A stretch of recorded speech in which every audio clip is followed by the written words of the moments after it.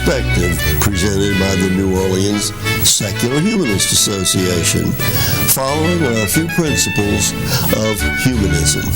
We're committed to the use of science and reason for understanding the universe and for solving human problems. We're skeptical of untested claims of knowledge, but we're open to new ideas. We are concerned with securing justice and fairness in society and in ending intolerance and discrimination. We are committed to the total separation of religion and government.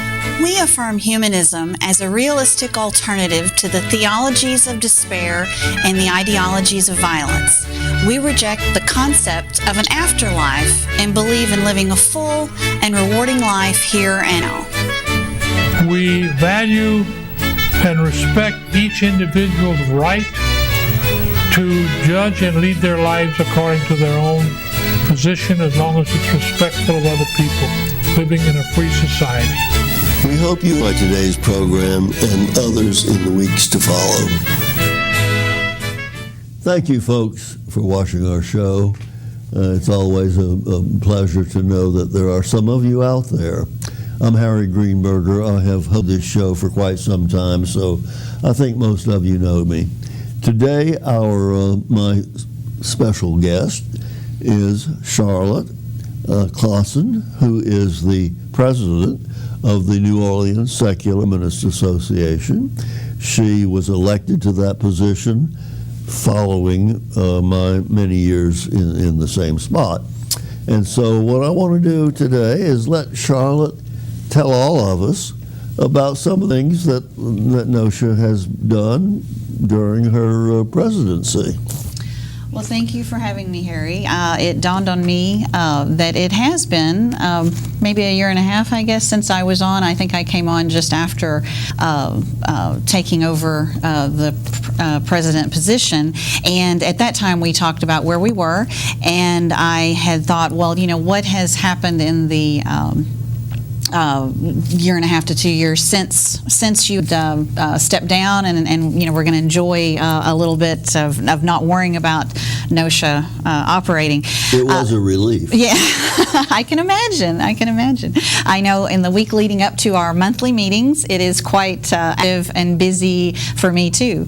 One of the things that I thought was kind of interesting in this year, just some of the nationally known or at least nationally recognized organizations and people who have come to NOSHA. We've always had a history of having people come to the come to New Orleans to speak to us, and I thought I'd mention just a few of the people since, like in 2015 and on up to now. We've had John Seeger with Population Connection, and that's a national organization dealing with overpopulation as the issues as it affects people, especially people living in poverty, which was a very important message. Well, overpopulation is maybe number one world problem, right? And maybe next to it is the shortage of potable water, right? Which of course goes hand in hand. So yes, I had we were really proud when John was able to come through New Orleans.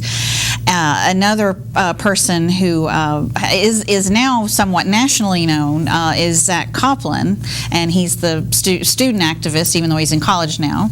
But he was a high school student activist for Louisiana's classes for the Louisiana Science Education Act, and he has since been a really tremendous factor in bringing awareness to non-scientific issues brought up in public science classes, which without him we would not certainly have the coverage that needs to be brought to that. So he's another example of someone who's kind of gone onto a national stage, who we are very proud that we've for a second time. And when you said non-scientific, what you're talking about is public science teachers who want to bring in their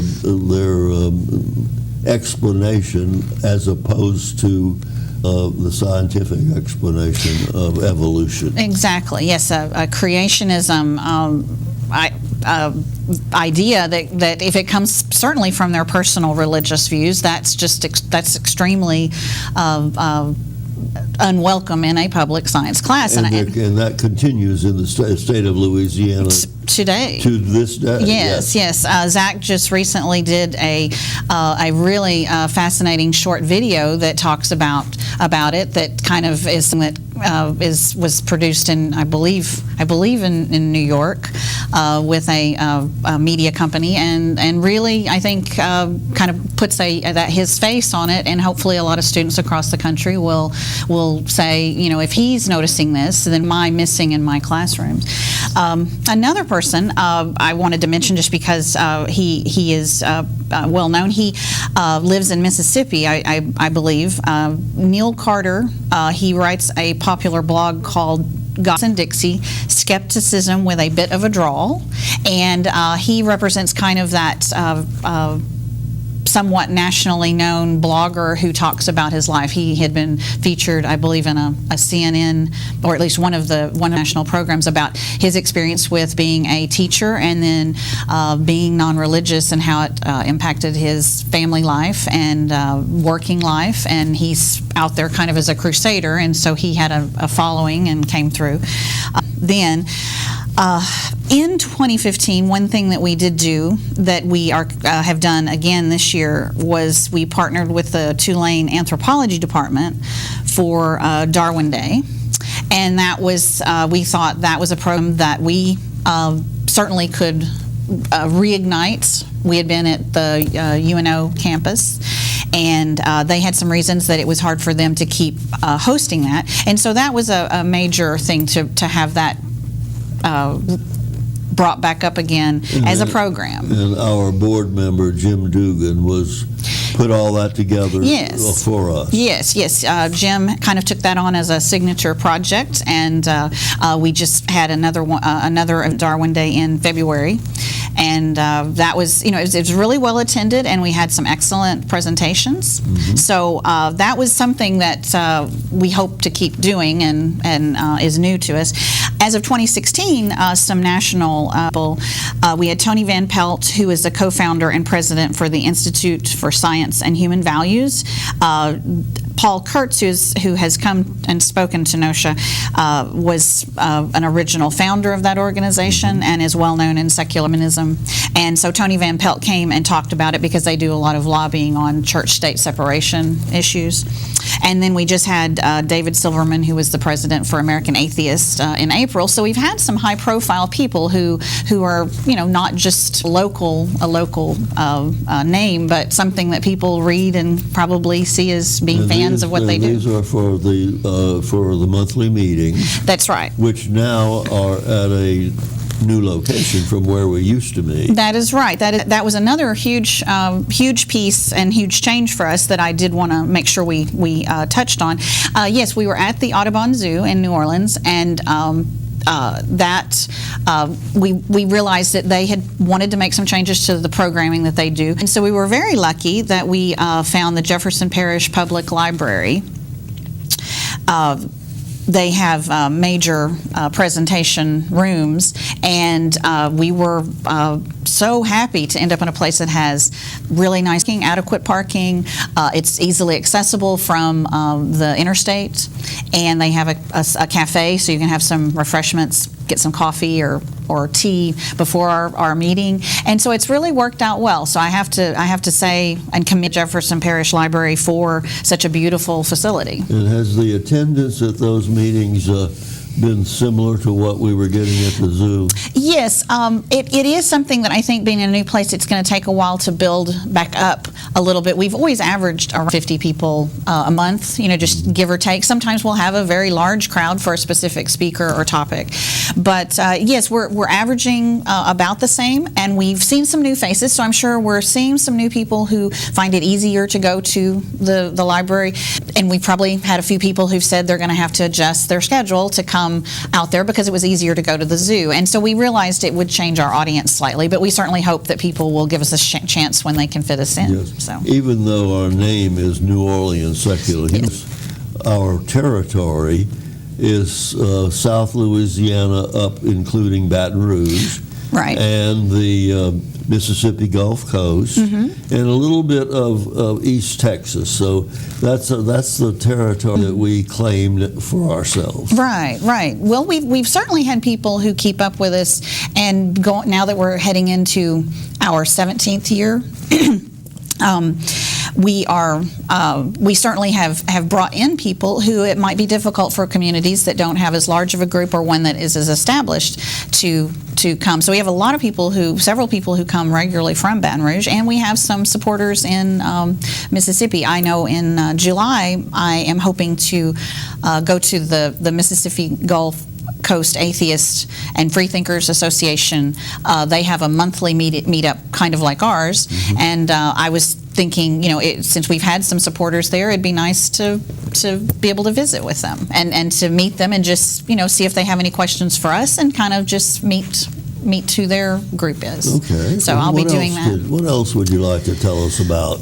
Well, one thing that I think is quite a very fun aspect of our organization, there is a group here called the Intergalactic Crew of Chewbacca's, and they have a parade.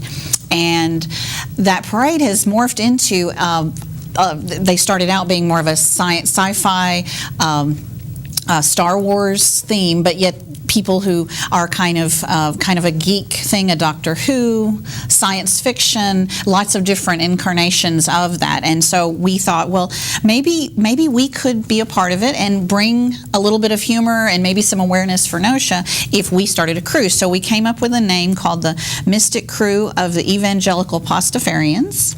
And to really put a spin on it, and I have a couple of images just to show that's our mascot, That's the spaghetti monster? That's our rendition of the spaghetti monster. And then the next photo will show just a little bit about some of costumes. I just happened to find one that shows Pastafarians can wear pasta strainers on their head. And so the pasta strainer on the left has yarn and things to emulate spaghetti, and then the hat on the one that I created on my head is done with a bunch of balloons. And I learned how to do corkscrew type balloon designs, and I really thought it was a lot of fun.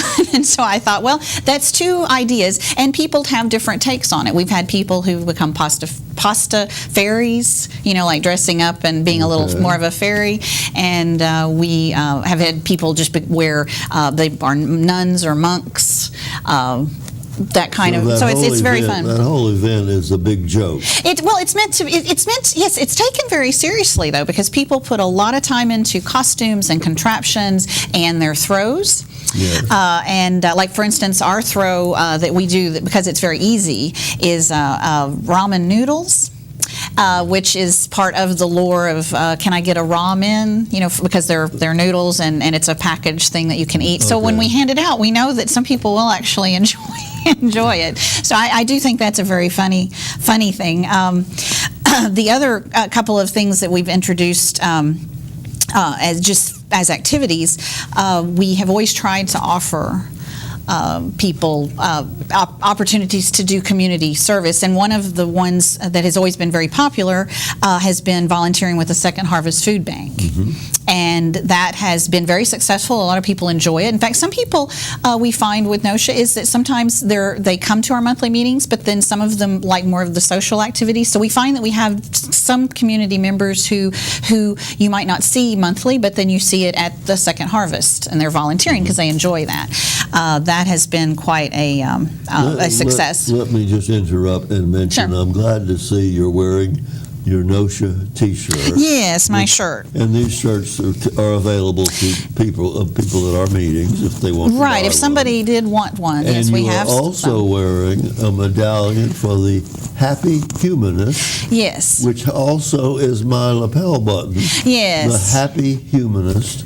And I think as opposed to non-humanists, I think we have a happy group. I do. I think for the the most part, people really see this as a great chance to meet other people and to feel kind of that they're part of a sense of making friends. And I think that is one of the boons for any group across the country, that you're creating an environment where someone can say, I have someone who might enjoy seeing me and, hanging out for a little bit and having that camaraderie. I've had people call me about the organization who have said, I thought I was the only one. Oh, right, who felt very isolated. And for them to now be able to become a part of our family of humanists, it really adds something to people's lives. Oh yes, I agree. I think that so many organizations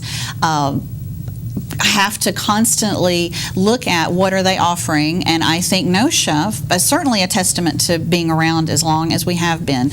It's a testament to us and to you that we've created something that has been able to offer different aspects, kind of different facets of a secular community, which people on their own, it's hard for them to create. Yes. One thing I did want to point out is this is created by one of our members, and so certainly if anybody who comes to our meetings was interested, he does pins as well of this, and then this medallion necklace that certainly I could put them in touch with him because he does a variety of colors, and I know he would love to have his work out there. I didn't even know that was locally made. Yes, it was handmade, so I was very impressed. One of the other things we've done, just I want to put a plug out there for it, is since we're talking about community, one of our longtime members, she was interested in having a book club, and we have tried to start that. We've started it. We're just, how it is. Anytime you start a new activity for a group, you have to test the waters. What works? What do people like? And in some cases, I know groups like NOSHA have many different activities, of which a book club is one. And so we've just started that this year. And I think with a little more, working with it and finding out what people want to do, I think that will be something that could be very successful for people who really enjoy that. Who don't have a chance to talk to other people. They go to general book clubs, but I think we could do something unique for us. Okay. One thing that we did do, if I have time to mention it, just one thing that was nice, we were invited, I along with Beth Deich on our board, we were invited to present at First Tuesdays, Spirituality in the City, which is something that I should have copied the exact name of the church. It's a program which you can just Google and you'll find it. It's in downtown New Orleans, and they invited us to talk about secular humanism and what it means. And they have programs where they'll have various different religions, and issues that they focus on. I think they do a program like 9 times a year, and that was kind of nice to be invited as an official, organization to talk about it. So that was something unique that happened in the end of 2015, and I thought, okay, well, it's nice that we are kind of starting to be recognized as, to be invited to speak, on our Well, I think group. we are getting some public recognition in many respects, and as you know, on seven different occasions, I did do the invocation for the New Orleans City Council. Yes. And yes. I have to believe that there were people in the city of New Orleans who saw and heard those invocations, and they were all well received by the council people. Yes, they were. And I hope you will continue that. Yes, it is something that I have wanted to do, and yet it's like you add something else in, so you have to decide where you can fit it in. But I did want to say that your invocation at the last one that you did, I think the members of the council were really impressed, and I know that they were moved by it. I mean, in terms of how they responded in that moment after you were done, it was very clear that your message was heard. So I thought that was a really wonderful thing. It was nice. Well, it's good. They were very accepting of what I had to say. Mm-hmm. One thing, just for our sake to have it in this program, is this weekend is the second Reason rally that they're having in Washington, D.C. Mm-hmm. So there are several board members who are there and are participating in the activities. Yesterday was a lobby day of your Okay. congressperson, and today is the rally, and they'll have lots of speakers out on the place where the mall, yeah. yes. And I just wanted to point that out because I thought it was kind of nice. I mean, we're doing our show, but yet there's something going on that hopefully will bring people together to understand their obligation as voters, and how secular people can participate in society as a group of people who have a reasonable request of. And that event does get recognition on national television and other media. Yes, they actually they did get great coverage on the first one, and I think they've already had some coverage even before the rally today. Mm-hmm. One of the purposes that they focus on is if you're wanting to have a presence politically, it educates them about if you're meeting your congressperson, you go back to your community. And so I know that's a very important thing that anyone can learn, and I know we'll look forward to hearing what our members have had to say about this year. Okay, you got another couple of things you want to mention? Well, yes, I think that topic, I'd certainly like to expand a little bit on it. Groups like NOSHA focus on church-state separation, and so that has been something over the past couple of years that I think people are becoming more active in, realizing that they have to contact their state representatives and state senators about bills that definitely are not neutral in the public square, that when people bring in a personal religious viewpoint to public policy, they are causing a lot more problem for everyone to be treated fairly, and and that's the goal. And last year, we in 2015, for the first time, we call it Ask an Atheist Day. But it is secular humanist groups of all types coming together, non-believer groups in Lafayette and Baton Rouge, and us, and what occurs on that Ask an Atheist? Well, what we do is we are allowed to have space in the Capitol Rotunda, and they let us set up a table of information, and then we're available for people to come up and talk to us about the fact that, you're not religious. What does that mean? And people who might be a little curious, who might not be very religious themselves. And you do get people who come to your table. Oh yes. We had a lot of people the first year, and I think it was just the timing that it was a kind of a different time of the year, the end of the session. And this year we didn't have as many, but we had some meaningful conversations. Just not as many people coming to the table, because it was actually during a busy session day, which of course you learn. Being a busy session day, if there had been a bill that we could have lobbied to, that would have been an option. Going to visit and just say that I'm here, and you need to be aware that we're a voter, and this is our concern about a bill, or what we would like you to do. It's something that getting people to participate in politics is a very important thing. And secular, non-religious voters need to know that their voice counts, because we are a large group of people now, more and more so. Charlotte, I'm going to take the remainder of this time because I have an announcement for our audience. This is going to be the last of these shows for which I will be the host. And but that's not the end of the shows. It's just that New Orleans Secular Humanist Association will provide new hosts and new guests, and the show will continue. Let me just say this.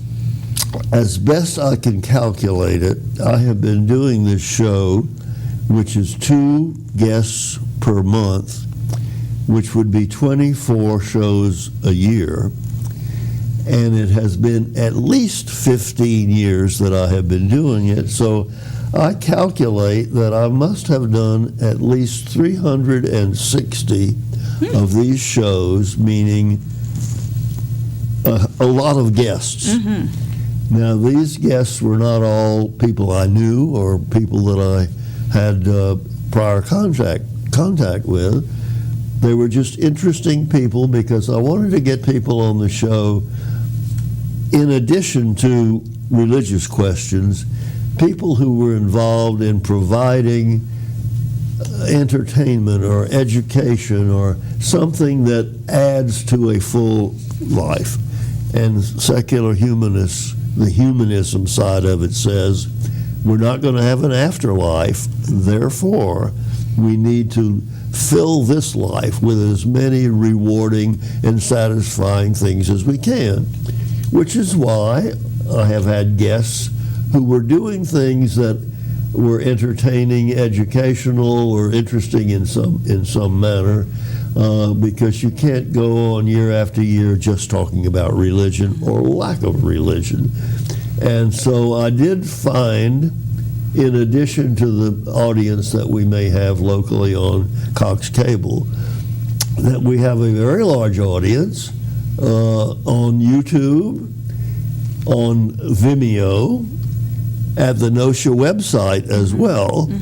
So there are many ways that folks can watch this show, and I just want to say it has been my pleasure to have presented these shows all through all these years. I don't want to neglect to thank Larry Perkins. Larry has been our one-man production staff throughout all of these years, always so professional and pleasant to work with, and I'm sure that will continue with the new hosts. And so I do want to express that appreciation. My main appreciation, however, is to you folks who have watched the show, and now that I can determine by going to YouTube how many hundreds are watching the show at YouTube, who also may be watching it on our website, or more recently on Vimeo, because this station now takes all of our shows and puts them into Vimeo. And the reproduction that they have, I think, is even a finer reproduction than we get in the picture and the sound, even better than we may have elsewhere. So what I want to do, in addition to thanking you folks for being here with us, I want to wish Charlotte and NOSHA much success in the continuation of this show, which I think I have done for 15 years. And you can have the next 15. Well, you have big shoes to fill, Harry. All right. We Well, really so appreciate thank it. you, folks, for being with us, and please continue to watch this show.